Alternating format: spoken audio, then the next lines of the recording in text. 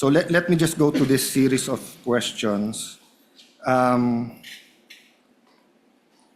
This is really a discussion into what is substantial facts, what's ultimate facts, what's essential facts, what are, and as you said, Attorney Powa, we don't want to bore everyone with that, but it's important in terms of due process. So basically, di ba, the ultimate facts are that establish the charge, in this case, unexplained wealth, explained wealth. So let me put it this way in my question to Attorney and Congressman Prosecutor Joke. No. So like if I say that may kilala akong politiko, commissioner ng ganito or congressman, senator, whatever, ang SALN niya was 1 peso or what's a reasonable amount. SALN niya was 1 million, 20 years later it's 20 million versus the commissioner of BIR in 5 years it gained 50 million compared to this congressman ganito. Then I said, eto lang income niya, unexplained wealth yan. In your view, is that sufficient na for the impeachment court then to issue the subpoenas? Or do you have to specify na, for example, you say that that commissioner, sa SALN niya, he only had 2 cars, but he actually has more than 4. Therefore, penging subpoena para sa LTO. O that commissioner, ang sabi niya, isa lang ang bahay niya. Pero subpoena sa LRA kasi 4 ang nakita namin. Diba? Kasi on the later examples, medyo mas malinaw yung ultimate facts. Pero yung pag sinabi mo lang, eto SALN, eto tumaas, which was my point actually in my last few vlogs, that just because tumaas yung SALN, that doesn't mean that there's ill-gotten wealth. But my question there was, does that give us now the authority to get the bank accounts, the AMLA and the BIR? Because whatever we do in the impeachment court is for impeachable officers. But nanonood din yung Sandigan Bayan, nanonood din ng RTC, MTC, nanonood din yung Supreme Court. So whatever rule we have here, that will influence then how we deal with barangay captains all the way to anyone who's not impeachable, no? For unexplained wealth, Your Honor, I believe the ultimate facts must include the following. First, that the person involved amassed wealth. Second, that that wealth is manifestly disproportionate to that person's lawful income. So kailangan po natin makita kung ano yung kanyang kayamanan at kailangan natin ikumpara doon sa lehitimo niyang kinita. And that can be only determined by looking at the records that we are requesting from this honorable court. No, but if you're just looking at the SALN at yung kinita niya, so I'll give you a example. No? I won't name the person para walang mag-react. But he was senator, I think in 1987, an outstanding human being. And he was telling us, etong lupa na to, nabili ko ng 1980 o 1970 na 50,000. Oh, nabenta ko ng 1990. Kaya lang sa SALN, ang nakalagay kasi doon yung acquired cost. So nilagay ko 50,000. So kung titignan mo kami, then he named some other great senators, etc. Nakasabayan niya, congressman at dito. Titignan mo, si senator ganito, kami lahat. O ang SALN namin, baka 5 million. Pero yung 100,000 na lupa na binili namin noon, baka 5 million, 20 million, 30 million. So if one of those officials suddenly sold the property and then placed the money that came in, so let's say the 100,000 property was sold for 5 million, but then for example, pinang-blow out niya sa pamilya yung 500,000 before December 31 of that year, mag-i-increase yung kanyang SALN by 4.5 million. So if you just compare his income na sweldo niya with that will not show you that he has ill-gotten wealth. So compared na pagka inallege ko na ang sweldo niya 200,000, eto, pero bakit may bahay siya sa ganito, nawala sa SALN niya. Diba? So I agree na sundan natin yung ebidensya. If the SALN is much more than what you're making, that could spark your curiosity, your suspicion, and continue to investigate. But do you make the conclusion now and file the impeachment case that since malayo yung SALN sa income, therefore ill-gotten yon? without giving that person a way to explain before you subpoena every single document about their lives. That's precisely why, Your Honor, they call it unexplained wealth. Doon po natin malalaman yan sa mga dokumento. No, I agree. Ngayon, kung They call it naipaliwanag- Go ahead, sorry. I'm sorry, Your Honor. I'm sorry. I'm the one. Please continue. Kung halimbawa sa binigay niyong example ay nag-appreciate yung value of the land, then I would not call that unexplained. I would call that explained wealth. Yes, but you're introducing a new concept now, unexplained wealth versus ill-gotten wealth.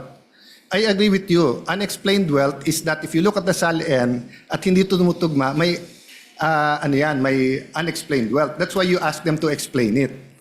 And then pag hindi maganda yung explanation and may ebidensya ka, then you can go against that person for ill-gotten wealth.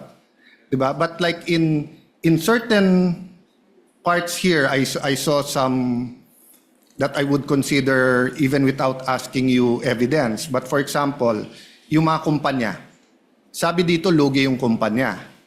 So kung lugi yung kumpanya, hindi makaka-contribute yun sa kanyang ill-gotten wealth kung meron man. So why are we getting all the documents about those companies? Doon pumapasok yung criticism ng iba, is this a fishing expedition? Kasi if I had 5 companies and they were all making money and supposedly I only own 1% of that company but I'm getting half of that income, I would agree with you, isupina lahat yan. Tignan natin yung flow niyan, baka yan yung pumasok sa akin. Pero lugi nga yung mga kumpanya eh. As an example, as an example. So that's my point. Is it enough in the view of the prosecution panel just to allege, malaki yung salin mo, bigger than your monthly sweldo, both of us agree, it's unexplained.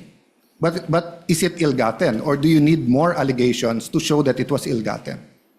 Well, Your Honor, please, the decision whether wealth is unexplained or, as you said, ill-gotten is really a decision that this Honorable Court will make based on the evidence. Ang gusto lang po namin ay mailatag ang ebidensya sa inyong harap para kayo na mismo ang magsabi. At para malaman po yan, we have to look at the statements of assets, liabilities, and net worth. We have to look at the lawful income reported in the ITRs. We have to look at the bank records in terms of kung ano yung pumasok at lumabas sa kanilang mga accounts. I'm sorry, Your Honor. Yeah, go ahead, It's mine. As Sorry. far as the businesses are concerned, that has to do with the third subcharge under unexplained wealth. Yung pong continuing to participate in business interests despite the clear and express prohibition provided in the Constitution. We want to know whether those businesses, yung ba ay mga operational ba ito? Ito ba ay talagang sabihin natin na nandun yung sinasabi nga na inaamin ni Vice President sa kanyang SALN na business interest nga niya yon.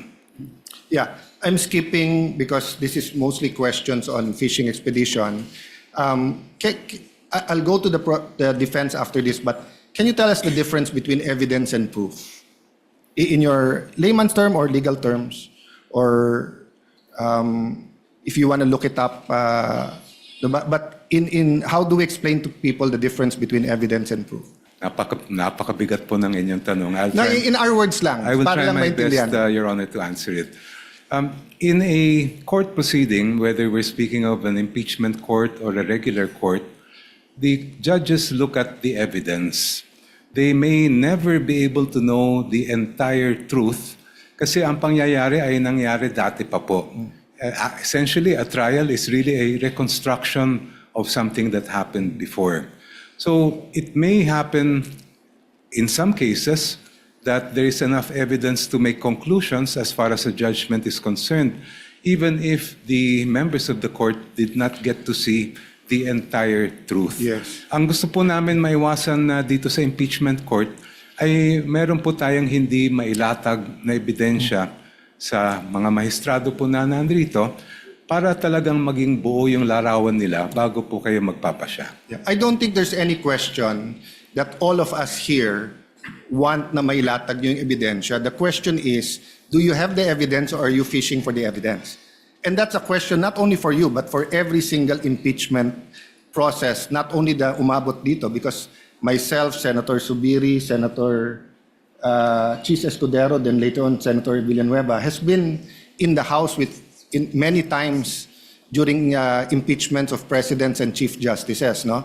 But the reason I ask between evidence and proof is because if you have the evidence, you want the opportunity, diba, to bring it here, show the relevancy, connect it to the crime, we admit it so that if it's true, then we can convict.